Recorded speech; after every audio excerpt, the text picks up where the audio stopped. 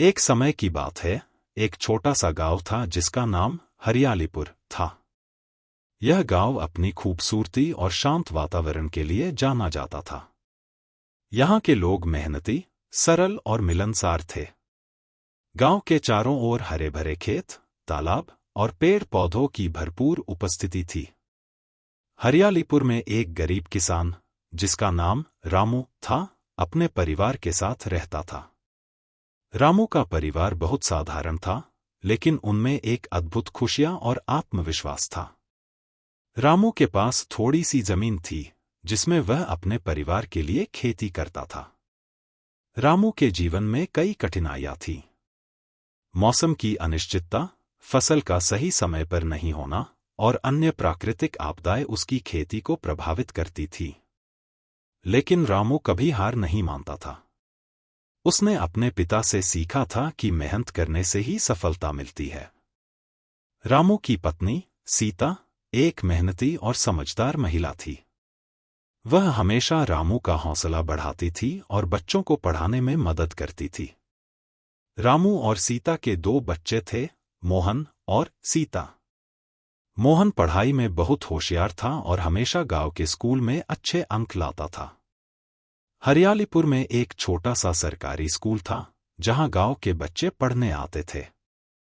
School के शिक्षक, श्रीमान कुमार, बहुत अच्छे और ज्ञानवर्धक थे। वे बच्चों को न केवल पढ़ाई का महत्व समझाते थे, बल्कि उन्हें जीवन में संघर्ष करने की प्रेरणा भी देते थे। मोहन ने अपने शिक्षक से प्रेरणा लेकर ठान लिया कि वह पढ़ाई में खूब मेहनत करेगा और एक दिन बड़ा आदमी बनेगा। उसने अपने माता पिता को आश्वासन दिया कि वह उनके जीवन को बेहतर बनाने में मदद करेगा। मोहन का सपना था कि वह बड़ा आदमी बने और अपने गांव का नाम रोशन करे। वह जानता था कि शिक्षा ही वह रास्ता है जिससे वह अपने सपनों को पूरा कर सकता है। उसने गांव के बच्चों के साथ मिलकर पढ़ाई करने की योजना बनाई। हर शाम मोहन अपने दोस्तों के साथ मिलकर गांव के तालाब के किनारे बैठकर पढ़ाई करता। वे सभी एक दूसरे की मदद करते थे और कठिन विषयों पर चर्चा करते थे। मोहन ने अपने दोस्तों को भी प्रेरित किया कि वे पढ़ाई में गंभीरता से लगे। कुछ वर्षों बाद गांव में एक बदलाव आया। गांव के कुछ युवाओं ने मिलकर गांव की भलाई समिति बनाई। इस समिति का उद्देश्य गांव में शिक्षा, स्वास्थ्य और विकास के लिए काम करना था। मोहन और उसके दोस्त इस समिति में शामिल हो गए और गांव के विकास के लिए कार्य करने का निर्णय लिया। उन्होंने गांव में स्वास्थ्य शिविर, शिक्षा सत्र और वृक्षारोपण कार्यक्रम आयोजित किए। गांव के लोग इस पहल से बहुत खुश हुए और बच्चों को पढ़ाई के प्रति जागरूक किया गया। गांव में एक साल बारिश बहुत कम हुई, जिससे फसलें खराब हो गईं। रामू का परिवार भी इस स्थिति से प्रभावित हुआ। मोहन ने अपने पिता को हौसला देते हुए कहा, पिता, हमें हार नहीं माननी चाहिए। हमें कुछ नया करने की कोशिश करनी चाहिए। मोहन ने अपने पिता से कहा कि वे गांव के अन्य किसानों के साथ मिलकर एक नया कृषि विधि अपनाएं। उन्होंने इकट्ठा होकर एक मीटिंग की और नए तरीकों पर चर्चा की। इससे सभी किसानों को एक नई दिशा मिली। अध्याय 7, नई कृषि विधि। मोहन ने अपने शिक्षक से सीखा था कि आधुनिक कृषि विधियों का उपयोग कैसे किया जाता है। उसने अपने दोस्तों के साथ मिलकर किसानों को समझाया कि उन्हें अधिक उपज के लिए कैसे काम करना चाहिए। उन्होंने उर्वरकों का सही उपयोग, फसल चक्र और पानी के संरक्षण के तरीके बताने के लिए एक कार्यशाला आयोजित की। धीरे धीरे गांव के सभी किसान इस नई विधि को अपनाने लगे। कुछ महीनों बाद गांव में फसलें अच्छी हुईं। रामू और अन्य किसानों की मेहनत रंग लाई। उनके खेतों में हरियाली छा गई और उन्होंने अच्छे पैसे कमाए। रामू ने अपने बच्चों की पढ़ाई के लिए एक अच्छा स्कूल और कुछ किताबें खरीदने का निर्णय लिया। मोहन ने अपनी मेहनत से यह साबित कर दिया कि शिक्षा और संघर्ष का कोई विकल्प नहीं है। गांव के लोग उसे और उसके दोस्तों को सराहने लगे। उन्होंने मोहन को गांव का नायक का खिताब दिया।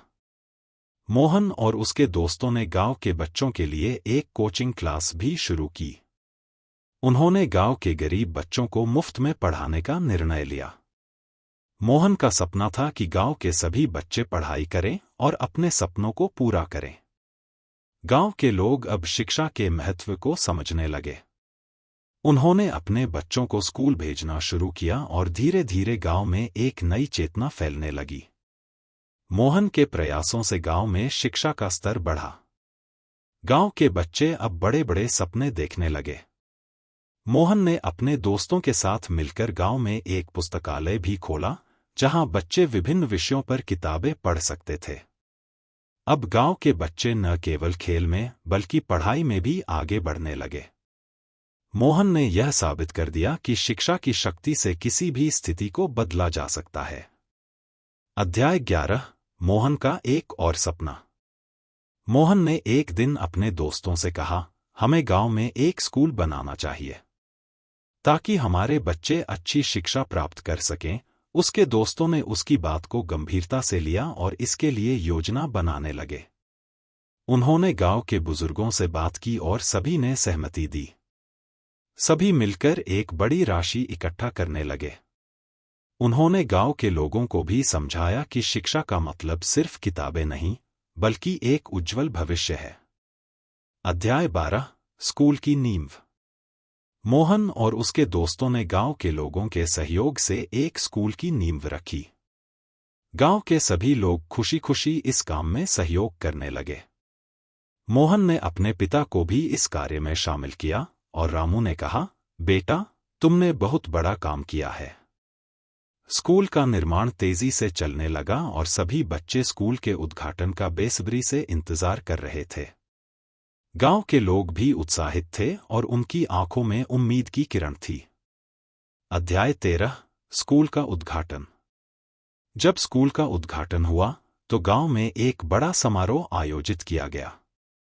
गांव के सभी लोग एकत्रित हुए और उन्होंने स्कूल के पहले दिन की खुशी मनाई। मोहन और उसके दोस्तों ने बच्चों को प्रोत्साहित किया कि वे पढ़ाई में मेहनत करें और अपने सपनों को साकार करें। मोहन ने कहा, हम सभी को मिलकर इस स्कूल को सफल बनाना है। यह हमारे गांव की पहचान है। गांव के लोगों ने उसका साथ दिया और स्कूल को आगे बढ़ाने का संकल्प लिया। अध्याय 14। नई उम्मीदें। समय बीतने के साथ मोहन और उसके दोस्तों ने शिक्षा को बढ़ावा देने के लिए कई कार्यक्रम आयोजित किए।